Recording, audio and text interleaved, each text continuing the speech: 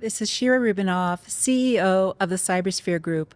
I'm here at Navigate 25 at Sailpoint with Neil McGlennon, Global Field CTO. Neil, what a pleasure to be with you here today. Yeah, thank you. Good to be here. So Neil, we talk about shaping identity security all the time within the industry. So I wanted to ask you, what do you feel are some of the trends that are shaping identity security today? You know, it's funny, for the first time in quite a while, I feel like there's a lot of different trends that are all kind of surmounting right now. You know, certainly I'm seeing people try to do more with less, but they're also trying to move faster. There's a lot more, threat landscape out there. There's a lot more of, different types of identities that you're trying to secure, a lot more, applications you're trying to secure. So you're trying to do more with less. But also, if you do try to solve with some of those problems, you have a lot of these different tools, and they're all fragmented as well. So they're not all unified. Everyone's trying to solve all the problems and do more, but that's really much a very big challenge, trying to move into a world where, you're getting to zero standing permissions, and you're trying to eliminate any sort of privileges that you have, but it's really a big challenge of trying to move faster, especially with some of these large organizations that are so large and they're still trying to grapple with the stuff they've been doing, right?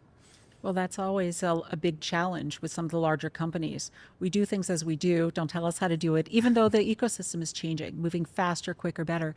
And as you mentioned, fragmented tool sets and security is a problem with an industry.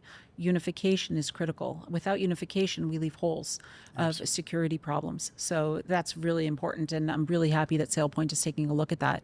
And as we move down the ecosystem, we talk about Sailpoint's approach to identity that helps organizations navigate the evolving security landscape. How would you say that is happening?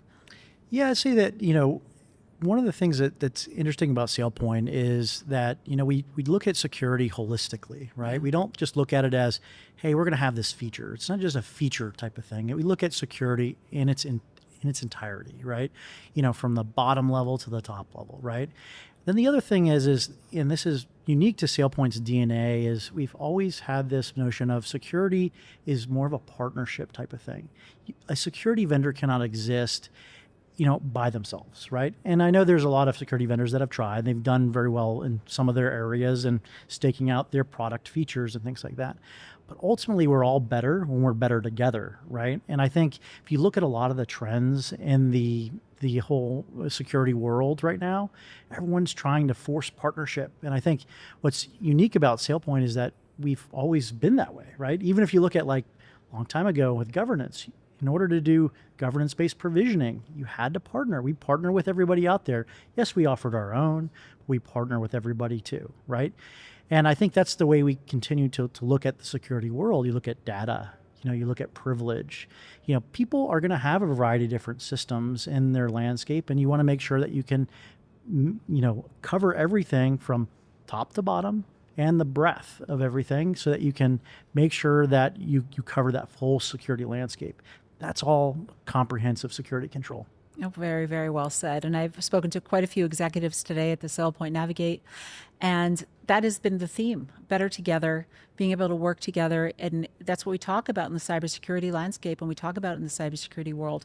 Companies need to work together as a team. If you don't work better as a team, not every company is the best at one thing, but understanding who is the best partner and how to partner with them makes it a perfect solution in a way that it helps companies navigate the way that they need to. Yeah, and I think, that helps you be future-proof too when you have a kind of outlook, right? Because, it's very easy, and I see customers sometimes get bogged down on what's immediately in front of them, right? They'll go through and I got to get my audit, or I got to make sure these auditors are happy, or I got to go acquire this company and do this M&A activity. And they may get focused on that, but they're not watching the bigger picture sometimes. And if you build your own solutions, or you're trying to integrate your own solutions, kind of duct tape and baling wire style, it's really hard to pay attention to all those. And you may have some brilliant engineers. Our customers have some brilliant engineers. Sure. And they go and they build some really cool stuff. But sometimes they they're so focused on what's immediately in front of them, it's hard to see beyond that, right? Watching the entire security space, including the shifts in security, which we're, kind of back to earlier, we're seeing a lot of these shifts more real time, being able to partner and integrate with various things. And if they're not thinking about those, the service accounts, machines, agentic, AI, all those types of things, then they're going to get left behind. And I think kind of may not realize that after a certain amount of time. Well, you mentioned AI. How could we stay away from that? And certainly the intersection of cybersecurity and artificial intelligence is a huge topic in the industry. Yeah. Can you talk a little bit about Sailpoint's leadership in AI? Yeah, we've been at AI for quite a while, and you look at AI, it's evolved. I think initially our whole look is how can we bring artificial intelligence and machine learning techniques to help our customers, a business enabler, right? Making sure that they can, do what they need to do better. Point out areas. One of my customers said, look, we're all in the dark, right? And we're all just looking for the light switch. And really, I look at AI in some cases as that kind of ways to shine a light on the place you should look, right? And so whenever you can do that, it helps enable your business. But it's interesting as we have a new area of the agentic AIs appearing, right? And, I was talking to some of our other partners and even some customers they're seeing threats on AIs, right? Everybody's got a co-pilot now. Yes. Everybody is seeing, phishing emails used to be easy to spot because they were misspelled and things like that, but now they're very convincing. And so, there's a human element to a lot of attacks. And so there's a lot of intelligence, and which means that you also have to respond a little bit quicker. You can't get away with what you used to, right? Yeah. And so I think what we're seeing is the sophistication, and by leveraging AI itself, we're seeing a sophistication of attacks, which means you're going to have real-time response. The other side of it is, if you look at AI and agentic AI in general, it's a very nascent type of technology, right? Everybody is excited about it because they see the promise of it. Everybody that's used the GPT or any of those types of things, they know, hey man, this is cool. Like, I'm seeing some really interesting things. My wife even uses it to make laundry lists and stuff. So anyways, it's fascinating to see the promise of it. But then, everyone's asking, well, how do I secure it? Right. And then you start to say, well, okay, well, some of these things are autonomous. Some of these things are human, have human interaction with them. And so how does that work, especially as we, merge into an agent-to-agent world? And a lot of agentic security right now is very focused on the data layer. And there's nothing wrong with that. Again, we look at security comprehensively from the data all the way up, right? But I think, when you start to look at this new world of agent-to-agent communication, that's going to be truly an identity problem.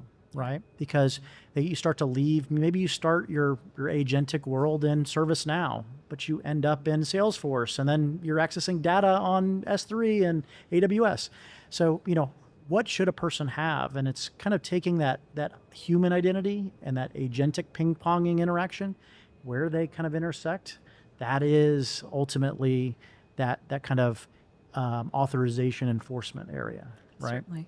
Well, I love the fact you brought up the human, because a lot of times when we're talking about AI, we're forgetting that the human is an important layer when we're dealing with AI and we're dealing with security itself.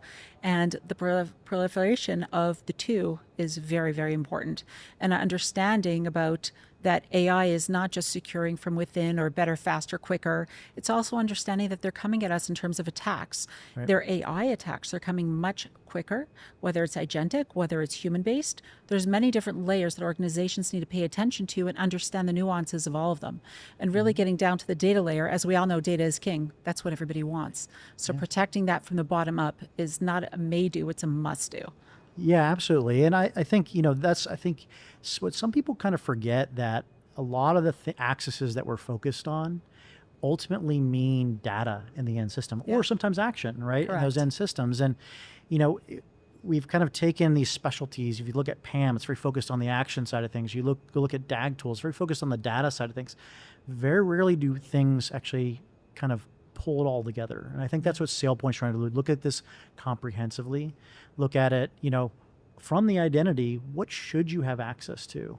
Along that path of all the accesses, ultimately arriving at the data or the actions, right? And making sure that, here's what you can do, and here's what maybe you should do, and being able to reconcile those. Well, that's an important point because a lot of folks would say, well, that's zero trust. Right. That's more than that. Can you talk a little to that point? Yeah, I see a lot of everyone's kind of moving to this zero trust mantra, right? Of you want to make sure that you have, as few standing privileges as possible. You don't trust the people inside, right? Correct. So you want to try to do is be able to add and layer additional security controls in there, but also understand the paths to get that way. A lot of people, again, are in the dark. They don't know where to go with these, but by understanding the pathways and being able to shrink that down or even look at those in that layered fashion really helps point out where you should focus, right? Maybe it's MFA in some cases. Maybe that's, hey, instead of getting this access 10 different ways, maybe we get it one way. Yeah. And maybe if you get it one way, maybe that doesn't need to be a standing way either. Maybe it's just in time access or something like that, right? Well, I'd even say, bringing it down to not so many different steps. When we talk about extra steps for users or people being involved, that's where we have the problems.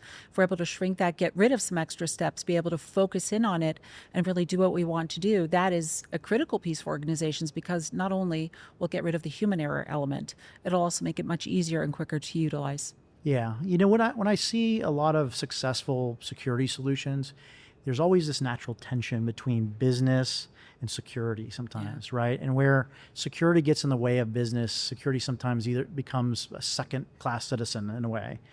But there's always this tension of, well, it needs to be a first-class citizen, but don't interfere with my business. But where I see them work together, you look at your practical applications of SSO. That's one where they worked phenomenally well together. It helps me access my business quicker. And I think just-in-time permissions and things like that are also an enabler like that, where we can actually accelerate the business, where you don't have to worry about it. You want it? You want to get in this app? Go. You get it. We can automate that and you go, rather than have to worry about, do I have to have this access request ahead of time? Do I have to do this the old school way? Do I have to wait for approvals for 3 weeks? That's kind of the old school way of thinking about it, right? But if you do it just in time, much faster and more secure. Well, you just hit the nail on the head. You want to take away those extra thought processes for lack of human error. Right. If someone has to think, do I have to do this? Is this right? Do I pull back? Do I have to ask permissions? Where can I get in? I need to get it. I have to have access now. How do I go around the system to get access? You don't want people doing that. You want to be able to do business as usual, move quickly, fast, but also be able to be completely secure. That's exactly right. And let's face it, like even the people making approvals here don't always know what they're looking at, right? Exactly. And you want to try to provide them more context, but ultimately, if they're technical, maybe they can understand that. But if they're not technical, then they may be lost, right? Correct. And so a lot of time that just leads to rubber stamping anyway. Yep. And then if that access is permanently assigned, then they're going to carry that until that next review. And hopefully then it gets removed. Right. But you can't rely, if you move to a zero trust model, even more aggressively, a zero standing model, you can't move to that world without understanding that privilege level, understanding how to remove that access and what you should evaluate, and also try to remove the human element from it. Very true. And Neil, how are Sailpoint's new innovations helping address current and future industry challenges? Yeah, I'd say, we're built on the right platform to where, we are very event driven. Yeah. We have an architecture that can scale with every business, right? It's very forward looking. And so, doesn't matter where we are today or where we are tomorrow. We're kind of built and architected for that. That allows us to also offer comprehensive solutions to where we can, mix and match technologies to bring the best products to market, right? That means, if we want to go more into the zero trust, type of scenarios, or zero standing permissions, or, integrate with shared signals, or all those things, the platform is ready for it. We're there. The other thing is that, we also have at the core a data model, right? And that data is king. Yeah. And, the nice thing is we have, identity information about humans and, non-humans like agents and machine identities, right? We have all these accounts and access information. We even know the access is in the access, right? And down that rabbit hole you go. And so all that is a wealth of information. We can make things like the SOC much more intelligent. We can also, really help, with any sort of, automation type of aspect with that. We can also figure out things like blast radius detection and, should this access be pared down? What is the risk level of this? So there's a lot of different applications for that, but it all has to do with this centralized, platform of data. Now, the interesting thing about that, not only is that just a Sailpoint thing, it's also an integration point for unification.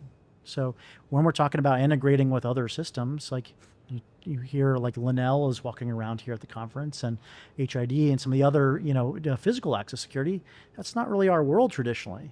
Yeah. But they can represent those things on our graph. And as we're listening with shared signals, we could represent those things on our graph, tie those back to the identity, make for more intelligent type of decisions downstream.